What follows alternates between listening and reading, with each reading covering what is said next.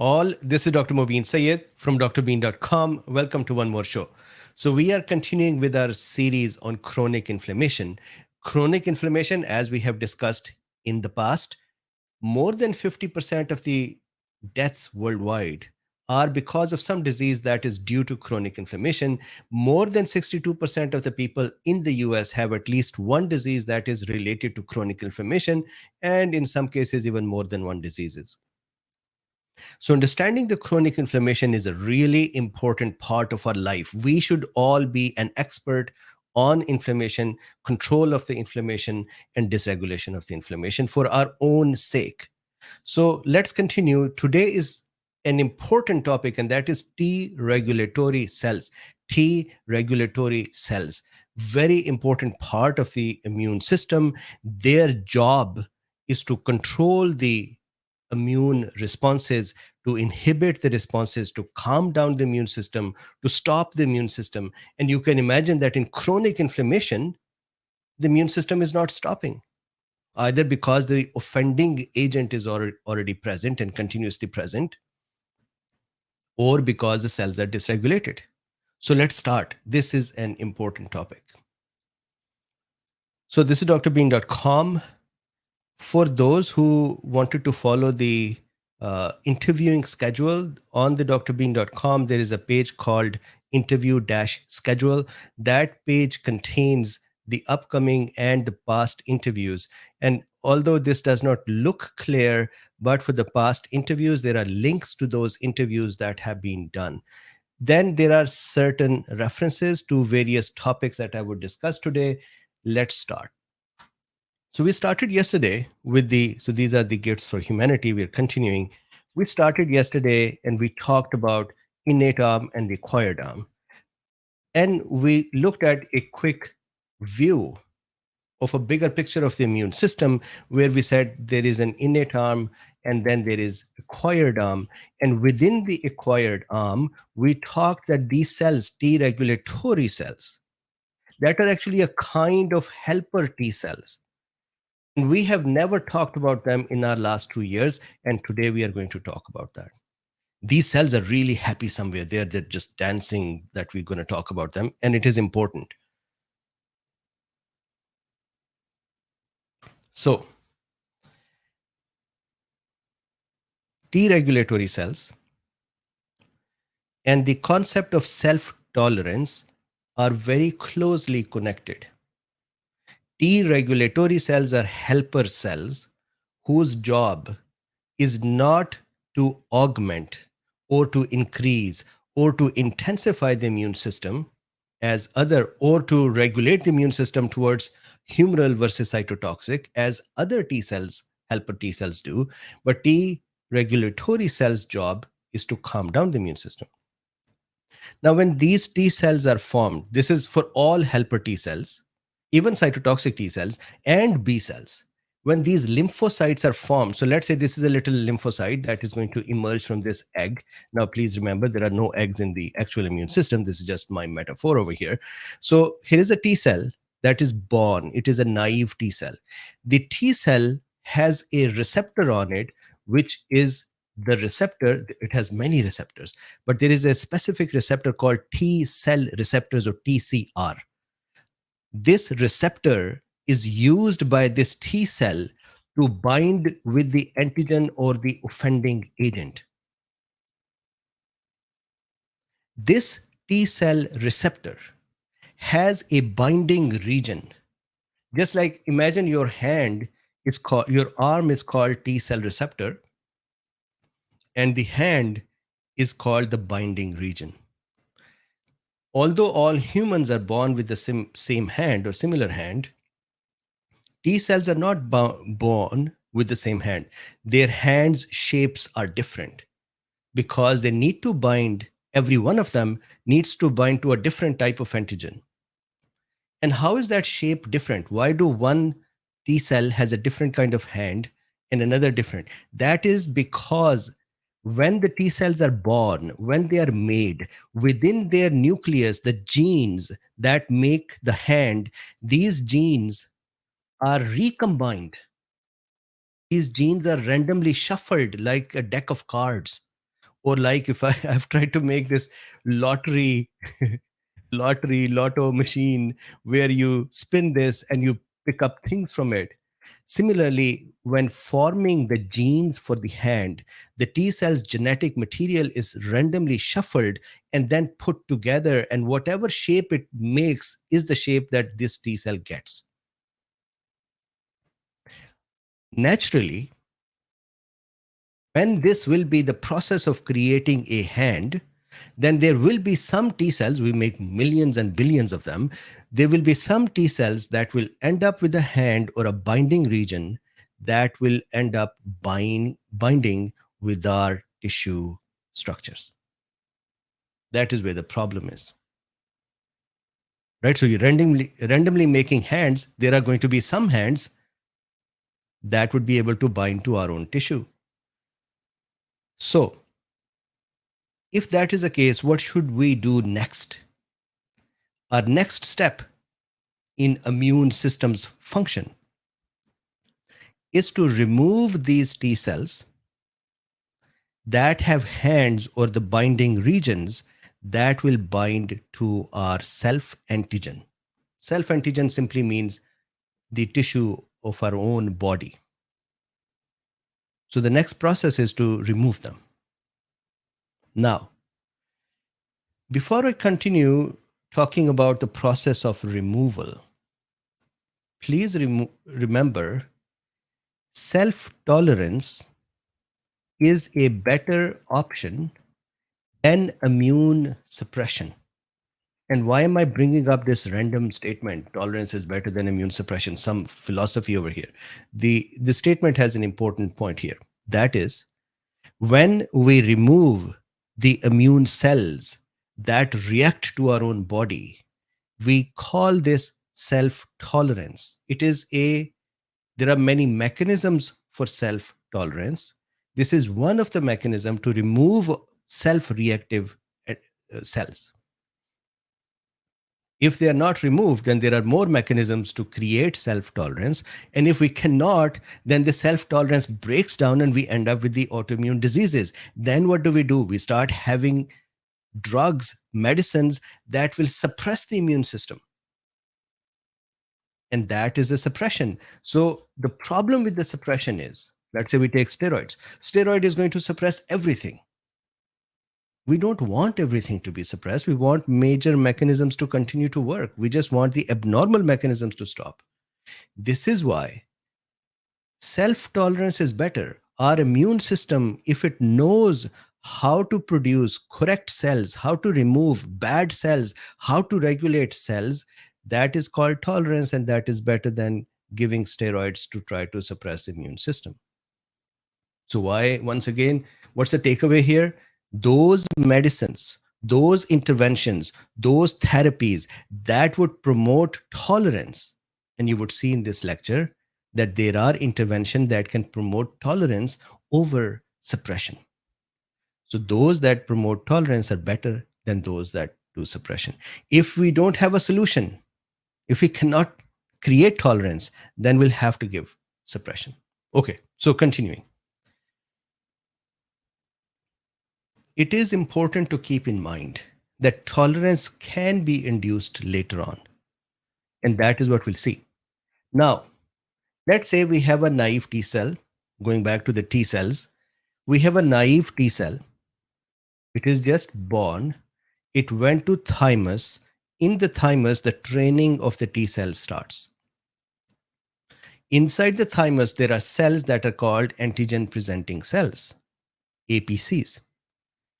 These cells will present mostly the antigens that are representative of our antigens, our tissue. And they will put those antigens towards this new naive T cell. If this T cell, naive T cell, newly born T cell reacts to that antigen, says, oh, wow, this looks interesting, I want to attack it, then this T cell will be given two choices. I don't know if many of you have, I'm sure that you have watched Eddie Izzard. He's a comedian from UK. Now he's in the US. Eddie Izzard has a episode or a clip where he talks about cake or death, and he says that there is cake or death, that is, these are the options, and people keep coming in and saying I need cake, and finally cake runs out. And so then the next person who comes in, they say your option is your option cake or death, and he says cake, and they say cake is finished. So the guy says, okay, so my option is or death. So same thing over here. This antigen presenting cell offers two choices to this naive T cell that has naively shown interest in self antigen, or that has reacted to self antigen. So what are the two choices? The two choices are, if I go down here, I'll go back to that slide in a second. The two choices are the following: either die, so this is or death, or become a regulatory cell. That should be a very interesting idea. Either die, be eliminated, be removed, or become a regulatory cell. What does that mean? What that means is, if I go back here, this cell came into thymus for training, for selection. In the thymus, it reacted to the self. So we know that this self is self-reactive. The cell is self-reactive, correct? If we leave it alone and do not kill it or do not convert it to regulatory cell, if we just let it out, then it would produce autoimmune diseases by continue to attack our own tissue. However, what we say to this is, why don't you become a regulator? You know how to recognize our tissue, your own body tissue. Go out in the field, go out in the body. If you see any other cell attacking our own tissue, tell that cell to stop. This is a very important mechanism to keep in mind. It's a very human mechanism as well, that we are telling this cell that, hey man, you are born with the ability to recognize your own tissue. Ideally, we would like to just kill you so that you don't bother our tissue. But if you promise to go out in the body, look around, if you see some other cell trying to bother our tissue, trying to attack the tissue, stop that cell from attacking. If you will do it, you will be a regulator cells. And that's the beauty of it. And that question, how is that question asked? I mean, these APCs and the cells are not talking that way. So the question is asked by releasing interleukin 2.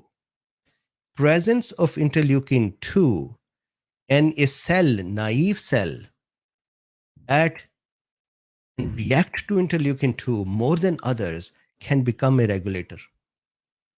This is like a drama scene in which there is a person and then there is a philosopher, and he says, take one of the potions here, and that potion would determine your outcome.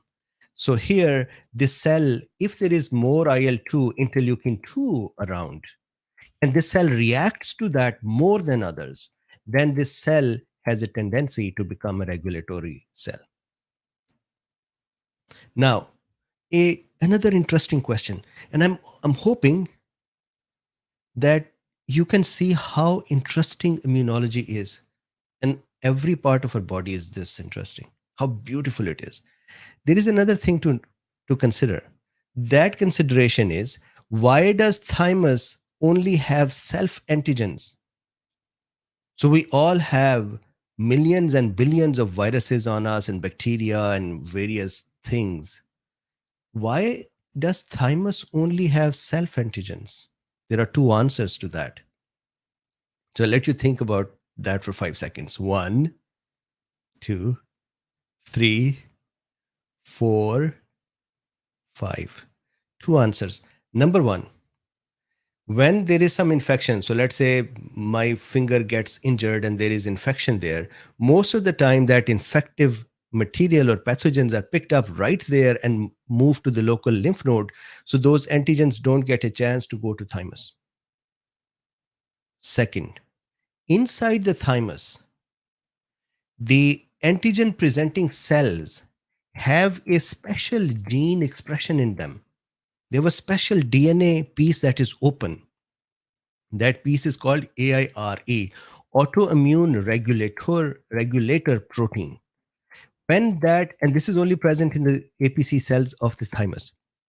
When this protein is present in a cell, it allows that cell to make proteins of our peripheral tissue.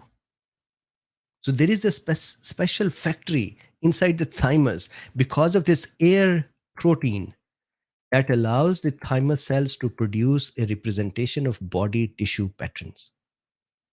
And you can imagine, if this protein, AIR protein, is mutated by genetic outcome, then autoimmune diseases in such patients are rampant.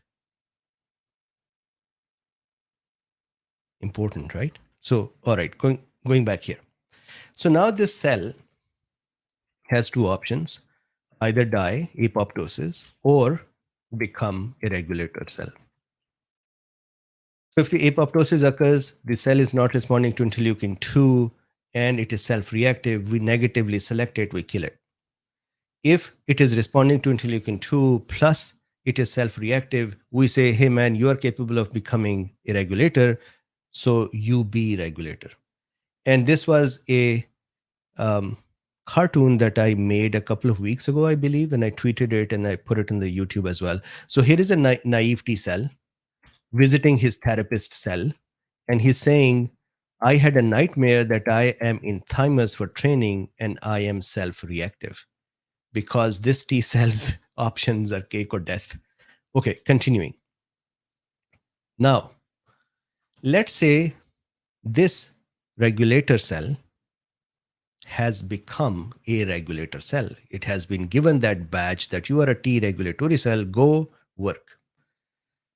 I wanted to capture, this is a huge field, multiple chapters in books, multiple researches, but I wanted to capture how a regulator cell suppresses or calms down the immune system in one slide. So here is that slide. This is my attempt.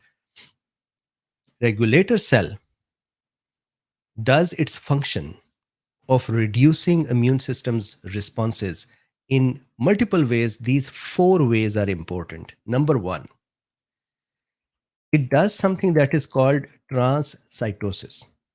So listen to the story. Here is, start from here, this part. This is a cell in the periphery. Let's say this cell is in my hand.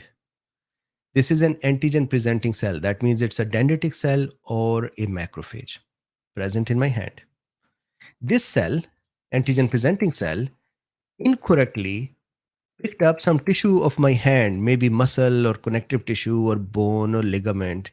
It picked up a part of that and thought, man, this is really not good. I'm going to present this to the immune system to attack this tissue.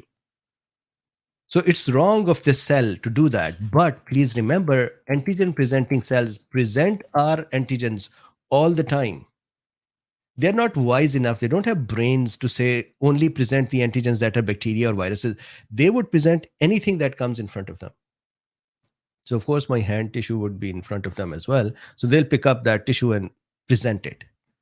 It is the responsibility of the immune system, the acquired immune system, to not react, or the remaining immune system to not react.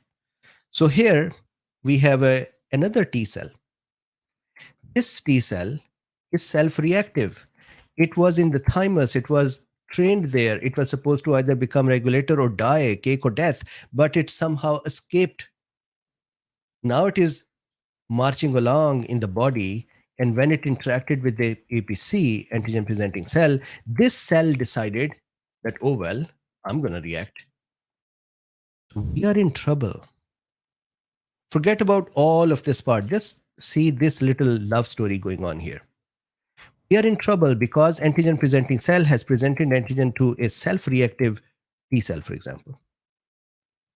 Now regulator cells are living nearby as well. This was the promise they made with us, to say, you are going to look around, and if you see some bad thing happening, some hanky-panky happening, you're going to stop that. So this regulator cell is now on a mission to stop these two guys from activating the inflammatory system against this tissue. And of course, when this whole system breaks down, we develop autoimmune diseases or chronic inflammations. So how does this regulator cell does that? First thing, in this story here, antigen presenting cell is stimulated. How does it happen? The antigen presenting cell offers the antigen, this little, let me make it big. This little red thing is the antigen. Let's say it is piece of my muscle. This little hand is MHC2, major histocompatibility complex number 2. This is a T cell and this is a T cell receptor. So here is a bonding that is happening. Although the hugs and kisses are needed, that is, there is co-stimulation needed, there are double and triple checks needed. So there is another check that need to be made. That check is that on the antigen presenting cell, there has to be a B7 molecule, a B7 protein that should be present. And on the the T cell, there needs to be a protein called CD28.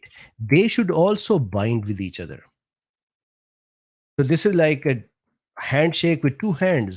You handshake with MHC2 and TCR, then you handshake with the B7 and CD28.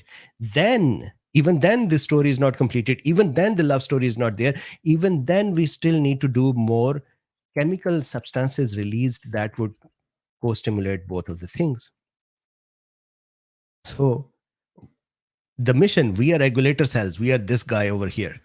We want to stop this all from happening. The first thing what we do is we connect to the antigen presenting cell and we start plucking away B7 molecules and eating them up. This is like a little goat grazing on the grass. So this cell grazes all the B7s, or not all, majority of the B7s present on the antigen presenting cell and removes them. The benefit of removing them is that now this antigen presenting cell cannot activate the CD28, and that co-stimulation, the second stimulation, the second handshake doesn't happen. So this interaction doesn't become dangerous. Isn't that beautiful? Now for the healthcare students, for the physicians, immunologists, rheumatologists, I think you know that this would only work when the number of B7 are lesser than CTLA4s. CTLA4, or cytotoxic lymphocyte antigen number 4, although it is not, it was discovered on the cytotoxic lymphocytes, but it is on helper cells. CTLA4, I've written CTL4, it should be CTLA4. The CTLA4 binds with the B7 only if the number of B7s are less. If the number of B7s are too much, then the regulatory T cell cannot regulate this cell. It is out of its capacity to regulate it. That would be an example of chronic inflammation occurring or rampant inflammation occurring, which cannot be controlled. So back here, this is one bonding that is for control. CTLA4 from the regulator cell plucks away endocytose B7. This process is called transcytosis, transendocytosis. Endocytosis means to drink something, for the cell to eat something, phagocytosis or endocytosis. If a cell nibbles away on the proteins on another cell, it kind of munches the other cell, bites them, and takes something from the other cell and eats it away. That's like the eating of the ear, remember? So if that happens, this is called transendocytosis. And this CTLA4 molecule is called endocytic receptor. Again, I went deep. It was important. What is the function here? The regulator T cell inactivates or suppresses the macrophages by removing their B7s. That's one. Second, regulator T cells. These are helper T cells, right? Regulator T cells release a lot of interleukin 10. Remember, we saw T helper 2 produce interleukin 10 as well. We saw that helper T cells generally can produce interleukin 10, we saw that even innate macrophages and dendritic cell can produce interleukin 10. So this regulator cell produces interleukin 10 as well. What is the function of that? Once that interleukin 10 is produced, interleukin 10 works on the macrophages. And in my diagram, I didn't want to draw another macrophage over here. There is one over here. So it works on the macrophages and it reduces their expression of MHC2. So this is that hand that the antigen presenting cell is using to handshake. Remove that hand. That's what interleukin 10 does. One. Second, it reduces the production of interleukin 12. And if I go back for a second to this diagram, you might remember that I said that macrophages produce interleukin 12. Remember I said that interleukin 12 interferon gamma axis. So interleukin 12 is needed to amplify the acquired arm. So if you remove the capability of producing interleukin 12, then you ramp down the immune system. Today, the beauties of the immune system are in front of you.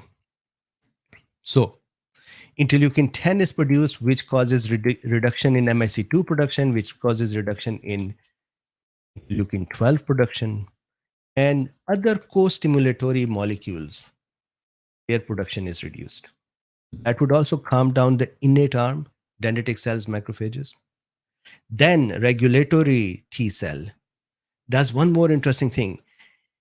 It consumes interleukin 2. For a long time, that was a dilemma for the scientists, and that dilemma was regulator T cell likes to be with interleukin 2. Interleukin 2 is an important molecule in its life. Actually, a regulator T cell cannot function without interleukin 2. If you reduce the interleukin 2, the regulator T cells become dysregulated and autoimmune diseases and chronic inflammation occurs. So if you give interleukin 2, and there are actually, let me show you. Look at this. I cannot believe that we can have anyone else on the internet doing these things. Targeting interleukin 2, an unexpected effect in treating immunological diseases. Interleukin 2 administration increases CD4 plus CD25 high FOXP3 regulatory T cells. These are the T cells we're talking about in cancer patients. It makes my heart pump faster when I see these kind of mechanisms. So back here, interleukin 2 is actually an immune system enhancer. It is actually produced by the innate arm to amplify the immune system. Now, if it is to amplify the immune system, then how is interleukin 2 crucial for regulation? And here is the answer. The answer is the regulatory T cells have a huge number of interleukin 2 receptors on them. Those receptors, when bound with the interleukin 2, allow the regulatory T cell to continue to function. But in that process, regulatory T cell sucks interleukin 2 from the environment, eats it up, removes it. So other cells do not get a chance to bind with the interleukin 2 and go rampant and to go bad. They don't have interleukin 2. So where is the interleukin 2? This regulator T cell consumed it. And when it uses it, it's actually a lifeline for the regulator T cell, or T regulatory cell, as we call them, TRegs. So while they are living, this is their elixir for life. They are actually removing. They are removing interleukin 2 from the environment, and the remaining immune system is not going upwards, is not activating. This is another way that they calm down the immune system, by removing interleukin 2 from the environment. Then increase production of tumor growth factor beta. Now, tumor growth factor beta, or TGF beta, is another molecule. It is actually produced by other cells than the regulatory cells. It is produced by macrophages, for example. And its function is that it inhibits T cells and macrophages, which is a regulatory function. This is the activation of many other cells. This is why TGF beta is also a therapeutic intervention, because it also helps calm down the immune system. Beautiful. So interleukin 10, interleukin 2, TGF beta, regulatory T cell. Do you know that there are interventions, there are studies where they are trying to inject T regulatory cells in the cancer patients and chronic disease patients, and these patients are feeling better? Now they're trying to figure out that can we take a regulatory cell from a patient, modulate it, correct it, and put it back in the patient and see if it goes and helps. Such a beautiful area of the immune science. So, continuing, these are the four primary ways T regulatory cells create immune calm down. Just a quick note for all of us. Number one is removal of B7.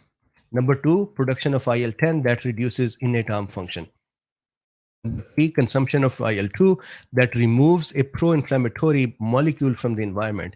And number four, increased production of TGF beta, which in turn reduces the activity of both innate and acquired arms. Okay, so with this, now T regulatory cells are a new thing for us. 1990s and onwards is when they actually became more known to us. Before that, scientists were aware that sometimes you take some immune cells and put them on the other immune cells, T cells, and these cells can control that cells. So they knew that there are some cells in here. If this is a bunch of T cells, there are some cells here that have a function of regulation. But the scientists did not know what cells are those. So there were lots of research on that we know there is regulation. We just don't know what those cells are. We did not know what their properties are, what kind of cluster of designations they have, what kind of markers they have. In 1990 and after, this was the first time they were able to purify T regulatory cell, separate them, analyze them, control them, study them. So these are, in the bigger picture, relatively new to us.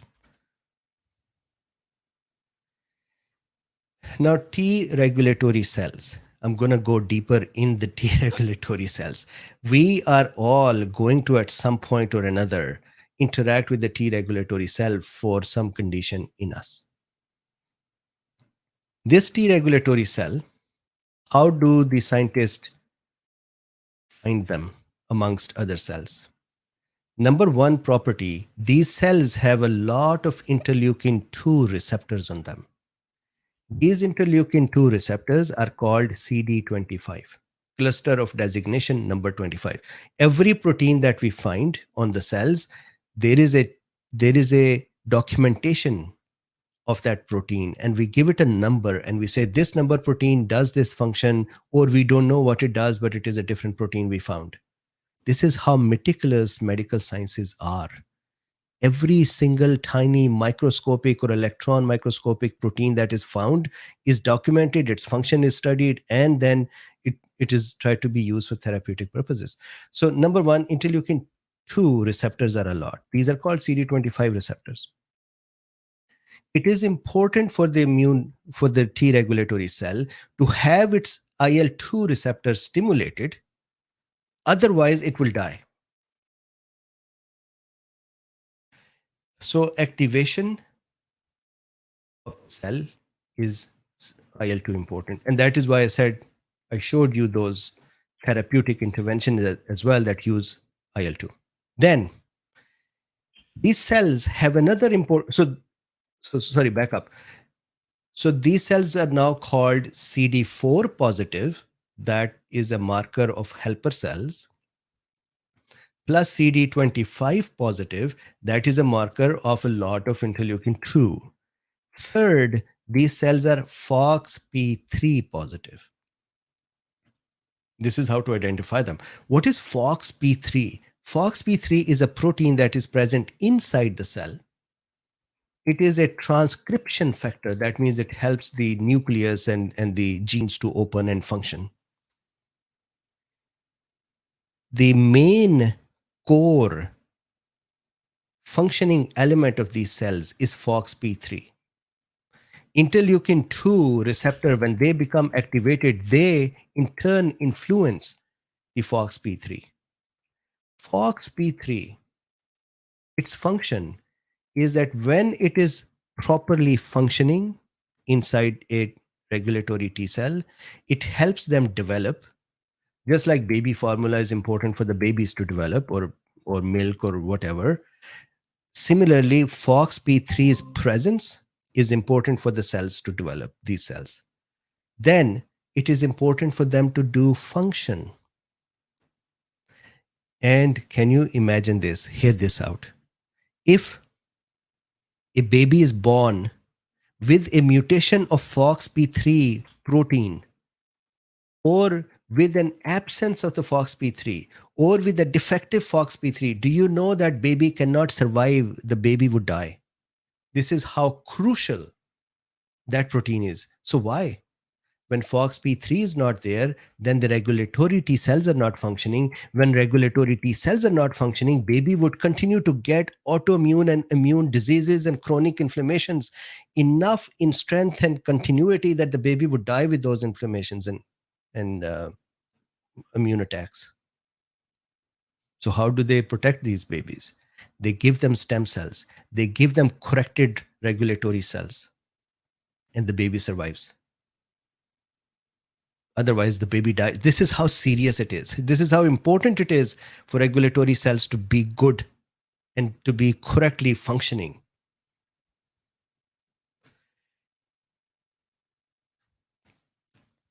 So phenotypic markers, meaning, are there other kinds of T regulatory cells? So yes, most common are CD4 positive, CD25 positive, FOXP3 positive. But there are other markers as well. For example, they have CTLA4 in them as well. Right? So CD4 positive, yes. FOXP3 positive, IL2 receptor positive, or CD25 positive, yes. And CD25 is higher in them. IL2 receptor is higher in density in them than compared to other cells. This is how you recognize them. They also have more CTLA4 on their surface. Remember, we talked about the CTLA4. They have less interleukin 7 on them. Instead, they use more interleukin 2. Now, interleukin 2 is essential for them for their generation, meaning for building of the T regulatory cell, survival of the T regulatory cell. If you don't give them interleukin 2, they die. So that means if we have a reduction in interleukin 2, our T regulatory cells would not function, or they would die, or they would not be produced correctly, or they would not function correctly, and we would have chronic inflammations. Now, how does interleukin 2 function? Interleukin when that binds to the regulatory cell, that causes inside the cell JAK-STAT pathway to become activated. That STAT pathway then activates the FOXP3 pathway, which I just discussed a few minutes ago. And that FOXP3 pathway in turn keeps the cell active, functioning, and survived. Then we also have some T regulatory cells, some, not all, that need tumor growth factor beta. TGF beta and the presence of that also stimulates FOXP3 and then the same function. Reduced TGF beta leads to systemic inflammatory diseases. If we have less tumor growth factor beta, we start developing systemic inflammations. We start developing systemic diseases. We have multiple organs that are involved in the inflammation. You may have heard with the COVID-like diseases. And one of the reasons is TGF beta is less and T regulatory cells become dysregulated. I'm glad we are talking about these things, because you must have heard these statements a lot.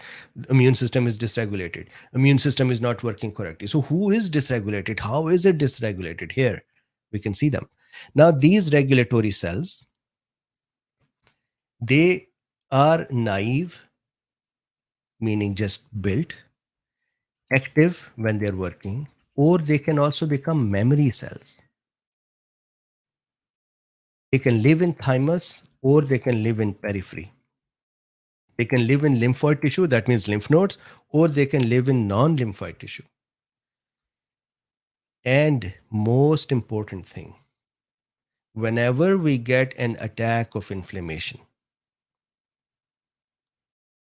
new regulatory T cells are formed and activated. It is the job of the inflammatory process to generate the counter to it in the form of T regulatory cells.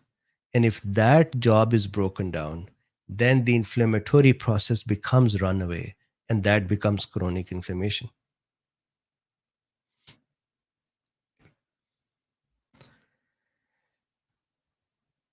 So, with this, we stop.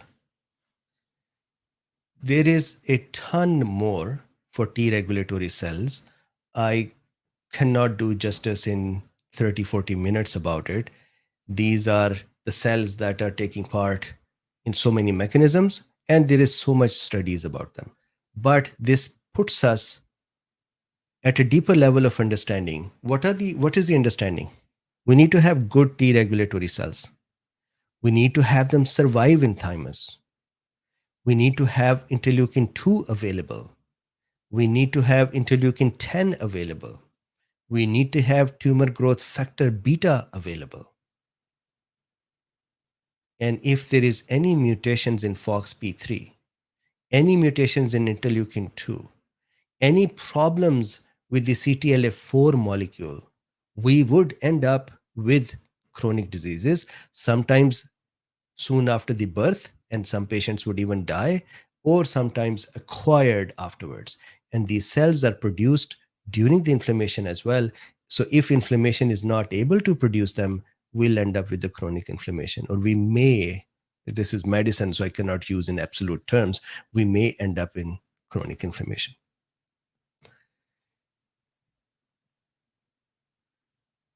My heart is pumping because these are such important topics. This is the secret of the immune system that is getting revealed. Anyways, so I should stop. All of our hearts are pumping. So please do me a favor. One, I'm not going to have the second lecture today. I have a phone call. So please need your permission to skip. Secondly, tomorrow, I believe 2:00, I'll be with Dr. Syed Haider. Thirdly, day after tomorrow, we'll have a lecture in the morning at 10 a.m. with Dr. Mark Levitt's team. And then at 6 p.m., we'll have another doctor who was part of the NIH-NIND study about neuropathies with vaccine, and she would join me as well. So these are the discussion. Please do me a favor, like, subscribe, and share. That is the easiest you can do. If you would like to support this work and promote this work, you can support me and my work. And that is, you can buy me a coffee. You can use PayPal to support this. You can buy Drbeen.com access. There are 1,000 videos and the access is lesser than $100. Actually, every single video should be $100. So you can buy that. All the links are in the description. You can become a patron.